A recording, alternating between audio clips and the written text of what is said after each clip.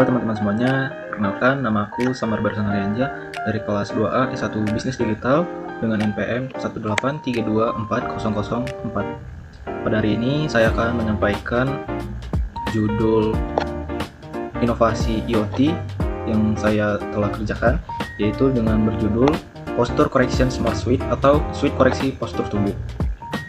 Jadi, ini merupakan pakaian cerdas berbasis IoT yang dirancang untuk memantau dan memperbaiki postur tubuh pengguna secara real time.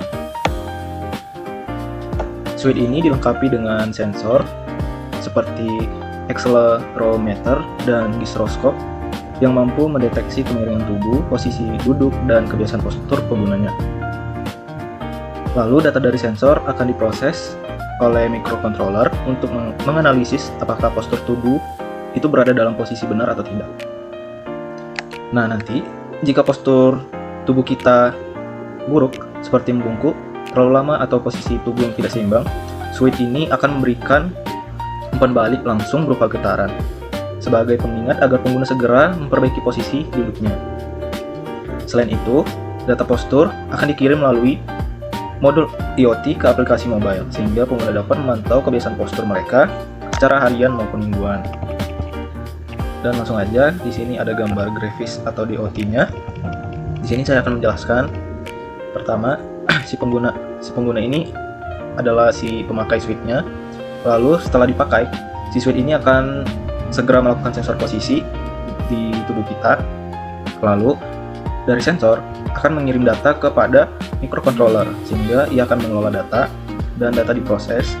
Lalu setelah data diproses, akan terjadi analisis postur, baik itu dari posisi duduk ataupun berdiri. Lalu jika posturnya benar, dia itu akan mengatakan posturnya normal dan baik-baik aja. Akan tetapi, jika posturnya salah atau tidak seimbang, maka dia akan nge-trigger kegetaran haptic feedback, sehingga dia akan memberikan pengingat kepada kita agar memperbaiki postur kita. Nah, jika postur kita normal, data itu akan terkirim. Itu terkirimnya melalui WiFi atau jaringan Bluetooth.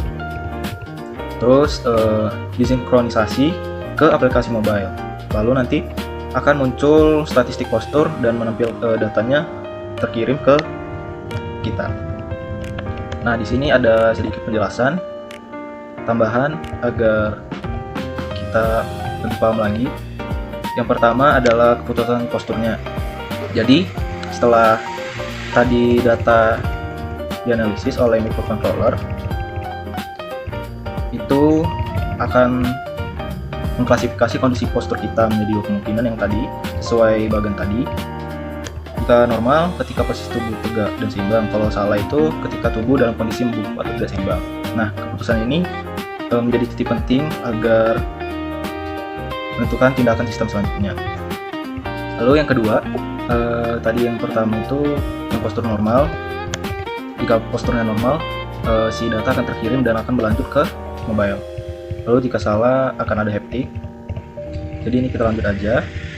Lalu di sini sedikit penjelasan lagi. Modul IoT ini berperan sebagai penghubung antara suite dan sistem digital yang gunanya adalah menerima data dari kondisi postur, lalu menerima status dari si haptic feedback, terus mengirimkan semua data ke sistem selanjutnya, biasanya aplikasi mobile atau pengguna iPhone itu cloud. Terus sinkronisasi data. Di sini IoT-nya itu akan mensinkronkan ke aplikasi, lalu pengguna dapat melihat riwayat postur mereka.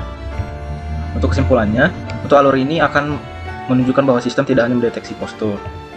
Yang pertama, memberikan respon langsung saat terjadi kesalahan, lalu tetap mencatat semua data untuk evaluasi.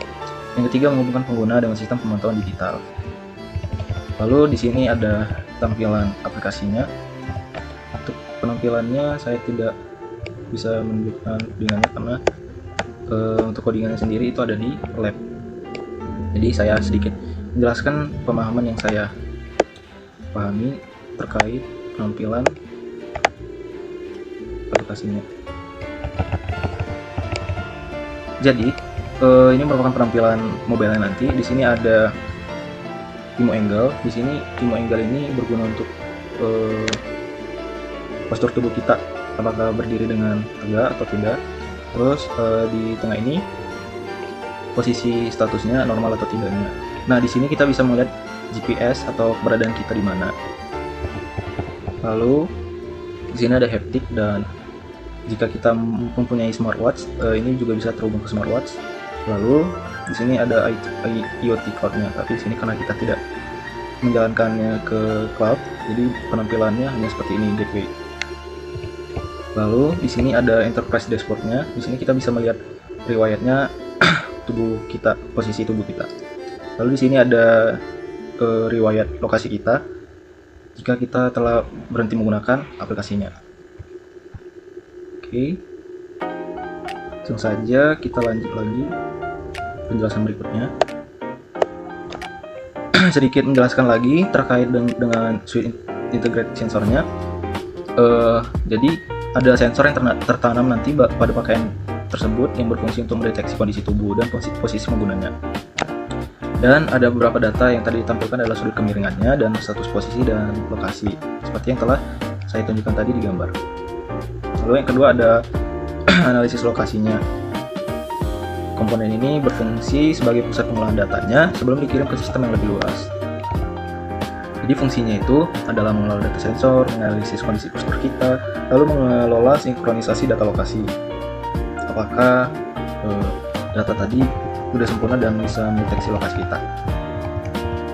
Lalu sini ada haptic dan smartwatch-nya. Gunanya adalah memberikan respon langsung kepada penggunanya, seperti yang sudah saya sampaikan. Lalu sini ada IoT cloud-nya, tapi tadi karena tidak terhubung makanya dia jadi gateway. Ini merupakan simulasi saya, jadi belum terciptanya aplikasi ini atau IoT ini. Lalu di sini ada enterprise dashboard.